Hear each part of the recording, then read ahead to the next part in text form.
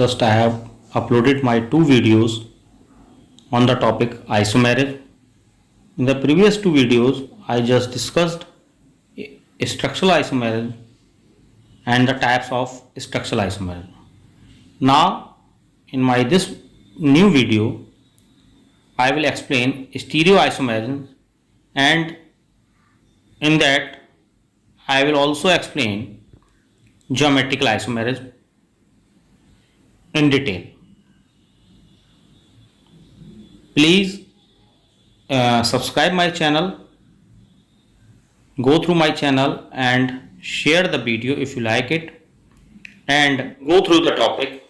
You will definitely get benefited by this video. Just I am starting the new topic stereoisomerism. Stereoisomerism क्या है पहले ये समझेंगे. Isomerism जो हैं which has the same constitution, that means उनका structure same है.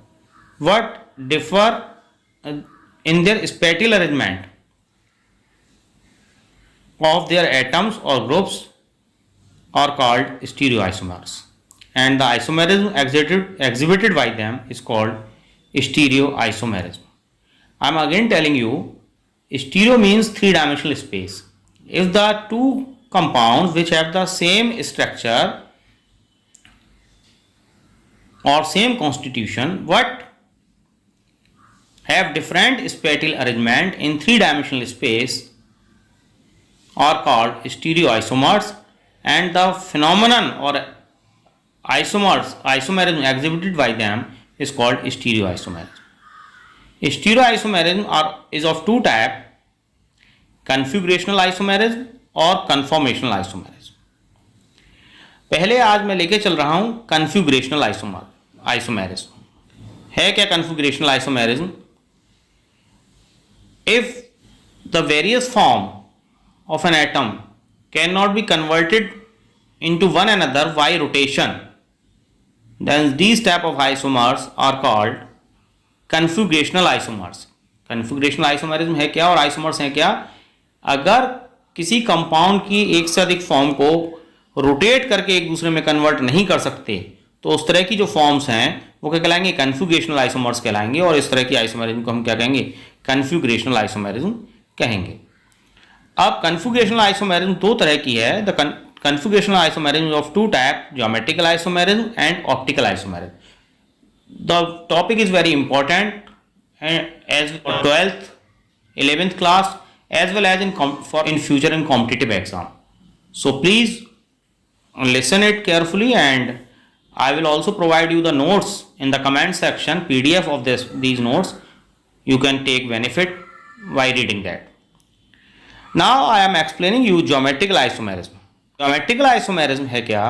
The isomerism which arise due to the restricted frozen rotation about a bond in a molecule is called geometrical isomerism. And the geometrical isomers generally are of two types: cis isomer and tris isomer. मैंने लिखा short में है. I can explain you. We know that the free rotation is possible around a carbon-carbon single bond. But if in a molecule there is a multiple bond, that means it contains a sigma bond as well as pi bond.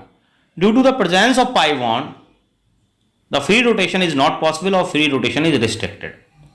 So I told you earlier that if the one form cannot be converted into another, तो वो क्या कहलाते हैं? कन्फिगरेशनल isomer कहलाएंगे.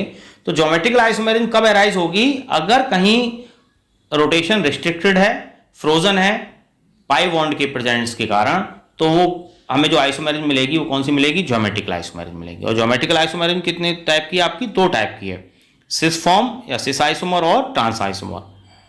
अब सिस और isomer और trans isomer समझें. The isomer in which the similar groups are placed on the same side is called cis isomer. If in a multiple bonded system, specifically multiple bond में एल्काइन शो नहीं करते, अभी आगे बताऊंगा आपको. Alkenes में C double bond C है, C double bond N है, N डबल बॉन्ड N है. इस तरह का अगर मल्टीपल बॉन्डेड कार्बन है और उसमें जो ग्रुप्स लगे हैं उनका अगर सेम ग्रुप सेम साइड में आते हैं, डबल बॉन्ड के दोनों और एक तरफ आते हैं, तो वो आइसोमर क्या कहलाएगा? सिस आइसोमर कहलाएगा. And if the similar groups are on opposite side to each other, then the isomer is called trans isomer. कहने का सेंस ये है, if the rotation is restricted due to the presence of a double bond in a molecule, then we get two types of form, configurational isomers, two types of configurational isomers that are called cis form and trans form, या cis isomer and trans isomer, and exhibiting cis isomer and trans isomers is called geometrical isomer. Now I told you in a figure, if C double bond C, the multiple bond double bonded carbon atom contain, this carbon contain molecule group A and group B, in this also contain group A and B. In this figure both same groups A, B are on same side, then this form is called cis form or cis isomer. Similarly, in this figure the same group are on opposite direction, then this form is called trans form. Again, now the restricted rotation about a double bond or about a single bond incorporated in a ring is restricted. मैं कहने का sense ये है कि restricted कब होगा, एक तो मॉलिक्यूल में डबल बॉन्ड हो तब होगा, या कोई सिंगल बॉन्ड है जो कि रिंग सिस्टम में प्रेजेंट है. इनकॉर्पोरेटेड मींस प्रेजेंट है किसमें, रिंग सिस्टम में, तो वो रिस्ट्रिक्टेड हो जाएंगे. तो कहने का सेंस ये, या तो डबल बॉन्ड प्रेजेंट होगा सिस्टम में, या कोई रिंग सिस्टम हो जिसमें सिंगल बॉन्ड होते हुए भी रिस्ट्रिक्टेड है rotation. Geometrical isomer is shown by the variety of following compounds: compound containing a double bond in which there may be C double bond C, C double bond, N double bond, etc. Second type कौन सा है, compound containing के cyclic ring structure, I homocyclic, heterocyclic and A fuse ring system in which again I am telling you rotation is restricted, free rotation is restricted. अब आपको बताता हूं किन किन कंडीशन में ज्योमेट्रिकल आइसोमरिज्म पॉसिबल होगी, या क्या कंडीशन होनी चाहिए ज्योमेट्रिकल आइसोमरिज्म को शो करने के लिए. Conditions for geometrical isomerism. A compound will show geometrical isomerism if it is fulfill following two conditions. The compound must follow the two following conditions. There should be a restricted rotation about a bond in a molecule. Second, the group substituent present on each carbon atom about which rotation is restricted should be different. कहने का sense ये है, किसी एक carbon पर जो दोनों group लगे हैं वो सेम नहीं होने चाहिए, और मॉलिक्यूल में मल्टीपल बॉन्ड या फ्यूज्ड सिस्टम होना चाहिए. अगर ये दो कंडीशन है तो वो मॉलिक्यूल ज्योमेट्रिकल आइसोमरिज्म शो करेगा. Now I am explaining the same with few examples. Just I am taking some example of alkenes. C double bond C, this is an example of butene in which two methyl group are on same side and hydrogen atom are of same side. This is called butene 1 2 3 4. Now this butene is have cis form, so it is called cis butene. Similarly, if the two methyl group are on opposite direction or hydrogen are on opposite direction, then it's called trans form or trans butene. Similarly, I am taken an example of cinnamic acid CCH5CH double bond CSCOH, in which the two hydrogen atom are same side, then it is called cis cinnamic acid, and if the two hydrogen atoms are on opposite direction, then it is called trans cinnamic acid. An example I have told you that cyclic ring structure, तो मैंने उसका भी example लिया है. ये cyclohexane diol है जिसमें कि 2OH ग्रुप सेम साइड में है, तो ये कहलाएगी इसकी सिस फॉर्म. अगर ये अपोजिट आ जाते हैं तो ये क्या कहलाएगी, इसकी ट्रांस फॉर्म कहलाएगी. बात आती है कि एल्केन्स और एल्काइंस शो नहीं करेंगे. मैंने कहा कि डबल बॉन्डेड सिस्टम शो करेगा ज्योमेट्रिकल आइसोमेरिज्म. इसका रीजन ये है, एल्केन्स में C बॉन्ड C यानी C सिंगल बॉन्ड C के बीच में फ्री रोटेशन पॉसिबल होगा, इसलिए फ्री रोटेशन के कारण वहां पर कन्फॉर्मेशनल आइसोमेरिज्म होगी या कन्फॉर्मेशन होंगे पॉसिबल, वहां पर कन्फिगरेशन या ज्योमेट्रिकल आइसोमेरिज्म पॉसिबल नहीं होगी. दूसरी चीज, alkynes also do not show geometrical isomerism because they have planar structure और सिलेंड्रिकल स्ट्रक्चर. उसमें हम जानते हैं एल्काइन का स्ट्रक्चर सिलेंड्रिकल स्ट्रक्चर होता है, एक दूसरे के हमेशा अपोजिट रहते हैं ग्रुप, प्लेनर स्ट्रक्चर होता है, इसलिए एल्काइंस भी ज्योमेट्रिकल आइसोमेरिज्म शो नहीं करते हैं. Now I told you the physical properties of cis and trans isomers. Some because we know that the जो कन्फिगरेशनल आइसोमर्स हैं उनका स्ट्रक्चर भी सेम रहता है और वो सेम होमोलोगस सीरीज को बिलोंग करते हैं, लेकिन उनकी फिजिकल प्रॉपर्टीज में डिफरेंस आ जाता है। वो कुछ मैं आपको एक्सप्लेन करता हूं। पहला, trans isomer have higher melting point as compare to cis isomer. ऐसा इसलिए होता है, जो ट्रांस है उसकी ज्योमेट्री इस तरह की होती है कि वो वेटर फिटेड रहता है क्रिस्टल सिस्टम में, तो इस कारण से जब क्रिस्टल सिस्टम है वो वेटर फिटेड रहता है, इसलिए उसका मेल्टिंग पॉइंट बढ़ जाता है। Second, I told you the boiling point of cis isomer is more than trans isomer because the cis isomer is more polar compared to trans isomer and have higher intermolecular forces।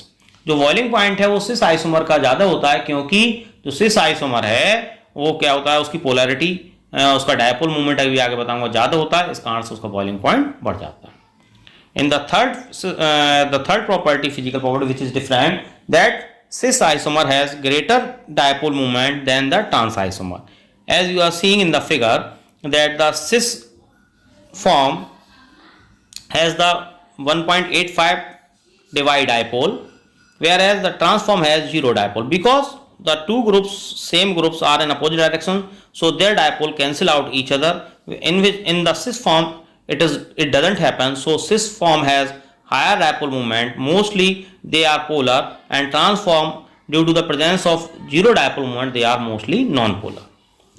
Solubility, polarity के कारण उनकी solubility भी जो cis isomer है उसकी ज़्यादा होती है compared to trans isomer, but as we know that due to the better fitting of crystal structure, in crystal structure trans isomer are more stable than cis isomer। Again I am telling you these recap, trans isomer has higher melting point than cis form, the boiling point of cis isomer is more than that of trans isomer, the cis form has greater dipole moment compared to trans isomer, solubility of cis isomer is more than that of trans isomer, and trans isomer are more stable than cis isomer। Important है, बहुत important चीज बता रहा हूं जो generally आपको कम मिलेगी books में। Number of geometrical isomerism in polyenes, if a structure contain more than one double bond in their structure or in their compound, then कितने ज्योमेट्रिकल आइसोमेरिज्म पॉसिबल होंगे, आइसोमर्स पॉसिबल होंगे। तो पहला है when compound has n double bonds, suppose that, and the end of polyene are different। कहने का sense ये, जो ग्रुप लगे हैं एंड्स पर वो दोनों कैसे हैं, आपके डिफरेंट हैं, और जो नंबर है n जो है वो डबल बॉन्ड्स हैं उसमें, तो ज्योमेट्रिकल आइसोमर्स होंगे 2 raised to the power n। क्या होंगे आपका 2 raised to the power n। Example देखिए, C6H5 bond CH double bond CH bond CH double bond CH bond CH double bond CH bond CH double bond CH bond Cl। यहाँ number of bond मैंने दिखाए हैं आपका, कितने हैं आप double bond 4 है, लेकिन इसके जो बोथ एंड्स हैं, एक तरफ फिनाइल ग्रुप लगा है, एक तरफ क्या लगा आपका Cl ग्रुप लगा हुआ है, इसलिए दोनों एंड डिफरेंट हैं, तो ज्योमेट्रिकल आइसोमर्स हो गए 2 raised to the power 4 that are 16। Similarly, when the number of double bonds are even and both ends are same, अगर दोनों तरफ एंड पर सेम ग्रुप्स लगे हैं और जो नंबर ऑफ डबल बॉन्ड्स हैं वो कैसे हैं आपका इवन है, तब उस केस में जो नंबर ऑफ ज्योमेट्रिकल आइसोमर्स मिलेंगे वो मिलेंगे आपका 2 raised to the power n minus 1 plus 2 raised to the power n by 2 minus 1। Example लेके चले हैं, Cl bond CH double bond CH bond CH double bond CH bond CH double bond CH bond CH double bond CH bond Cl, that means here the number of double bonds are 4, so the number of geometrical isomers हो जाएंगे 2 raised to the power 4 minus 1 plus 2 raised to the power 4 upon 2 minus 1, that means 2 raised to the power 3 plus 2 raised to the power 1, that means 8 plus 2 become 10। इसका दूसरा एक और है, अगर double bond odd हैं और एंड सेम है, if the ends are same and number of double bonds are odd, जैसे एग्जाम्पल लिया CCH5 bond CH double bond CH bond CH double bond CH bond CH double bond CH bond CCH5, then the here n number of double bonds is 3, then the number of geometrical isomers होंगे 2 raised to the power n minus 1 plus 2 raised to the power n plus 1 upon 2 minus 1। तो यहाँ पर हो जाएंगे 2 raised to the power 3 minus 1 plus 2 raised to the power n plus 1, that means 4 upon 2 minus 1, 2 raised to the power 2 plus 2 raised to the power 2 minus 1, 2 raised to the power 2 4 plus 2 that is 6। तो इस तरह से हम number of geometrical isomers find out कर सकते हैं in a polyenes, that means which have more than one multiple bonded या double bonded system in their structure. Now बहुत important है EZ notation of geometrical isomers. If all four groups are different attached to the double bonded carbon atoms, if the जो C double bond C system है उसके चारों group जो लगे हुए हैं वो चारों ही डिफरेंट हैं, then the isomers cannot be assigned as cis form and trans form.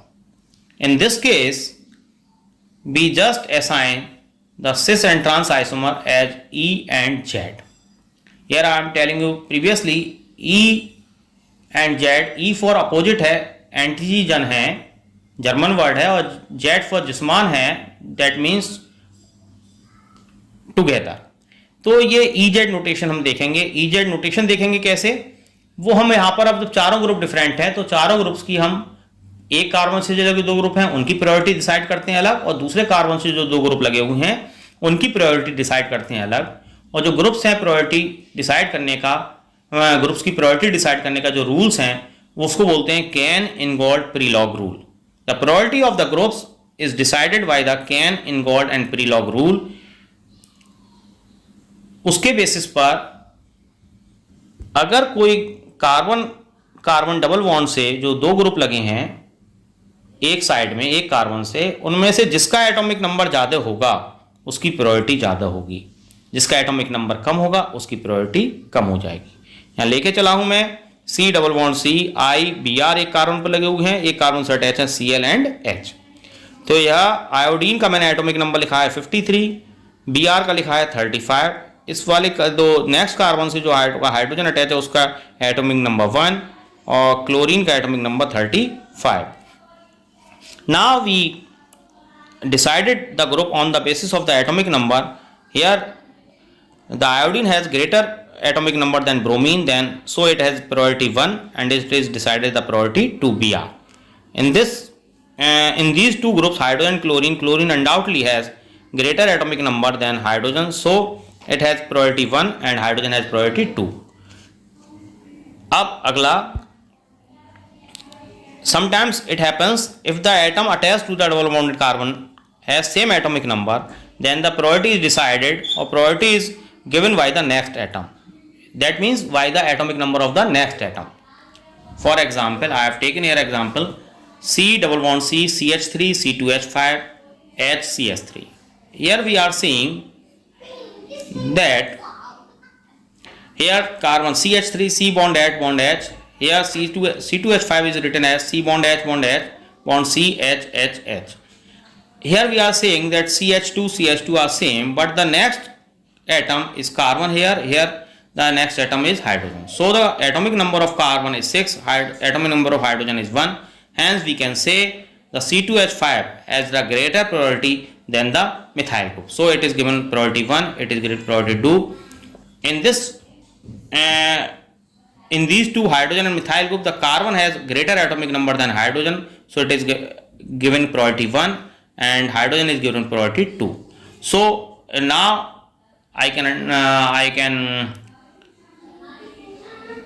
we can say that the higher priority groups are decided on their basis of their atomic number. अब E and Z कैसे decide होंगे, E and Z कैसे देंगे? If the higher priority groups are on same side to the double bond, यानी कि अगर double bond के दोनों एक साइड में है जो हायर प्रायोरिटी ग्रुप हैं जिनको 1 1 हमने नंबर दिया है, then the isomer is called Z isomer. And if the higher priority groups are opposite to the on opposite side of the double bond, then the configuration or the isomer is called E isomer. Here I told you some example. C double bond C HCl IBr. Here the priority of I is 1, Br 2. In these hydrogen chlorine, the priority of chlorine is 1, hydrogen is 2. Hence 1 and 1 both are on opposite side, so it is called E form. Similarly, if we see in the next compound CHCl double bond C Bri, now I and Cl are on same side, so which are have priority 1, so this is called jet form.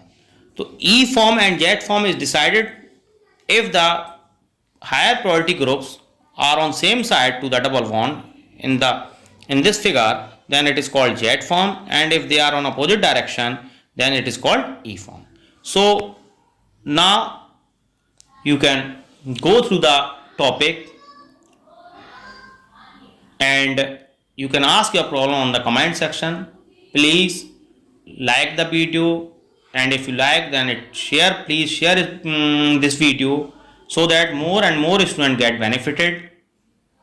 And if you does not subscribe my channel, then please do subscribe it.